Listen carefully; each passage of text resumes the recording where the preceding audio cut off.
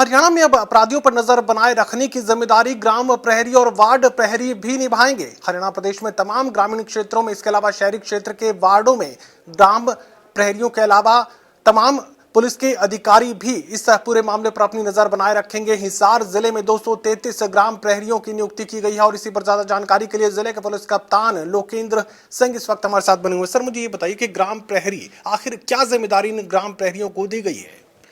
ये हमारे जितने भी गांव हैं और जो वार्ड हैं उनको हमने डिवाइड किया है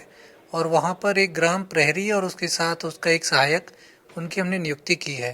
इनकी जो मुख्य जिम्मेदारी है, जो इंटेलिजेंस कलेक्शन करना, जो गांव में या वार्ड में कोई भी गतिविधि चल रही है, कोई भी आपराधिक गतिविधि है, कोई नशा बेचने वाला है, कोई अन्य सूचना है, कोई बाहर का व्यक्ति आया है, जिस भी प्रकार की जो इंटेलिजेंस हम लोग गैदर करना चाहते हैं, वहाँ पर कोई संपर्क स्थापित करना है, कोई पुलिस की स्कीम के बारे में बताना है, कोई सरकार की कोई पहल है, तो एक संवाद स्थापित करने के लिए, एक सूचना एकत्रित करने के लिए और एक हमारे आँख नाक कान जो हम कहते हैं ना, कि हमारे जो टॉप लेवल ऑफिशियल्स हैं उनके लिए एक स्ट्रक्चर्ड फॉर्म में कैसे सूचना का आदान प्रदान हो, इसके लिए ग्राम प्रहरी स्कीम को पूरे स्टेट लेवल पर माननीय डीजीपी महोदय के आदेश पर ये चालू की गई है। किस रैंक के पुलिस कर्मचारियों को, अधिकारियों को जिम्मेदारी दी गई है? इसमें सभी जो हमारे एनजीओज हैं, कुछ हमारे कांस्टेबल्स हैं, हेड कांस्टेबल्स हैं, अलग अलग जगह उनके एरिया के हिसाब से और अवेलेबिलिटी के हिसाब से इसमें ये जिम्मेदारी दी गई है। और इसमें मुख्य बात ये है कि ये पोस्टिंग डिपेंडेंट हमने कम रखा है। ये ज़रूरी नहीं है कि उसकी जिस थाने में पोस्टिंग है वो उसी गांव के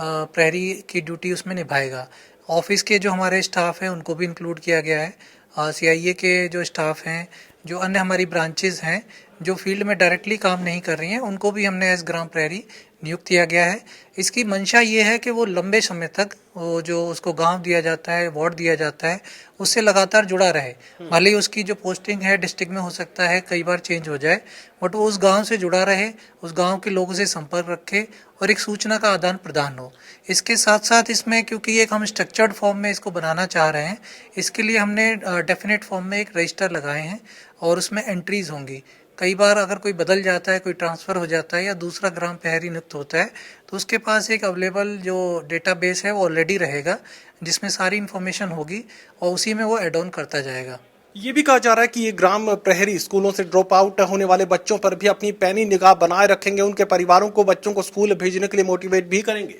हाँ, इसमें सभी प्रकार के, जैसे मैंने कहा, सामाजिक कार्य भी इसमें एक तरीके से हैं, क्योंकि जो बच्चे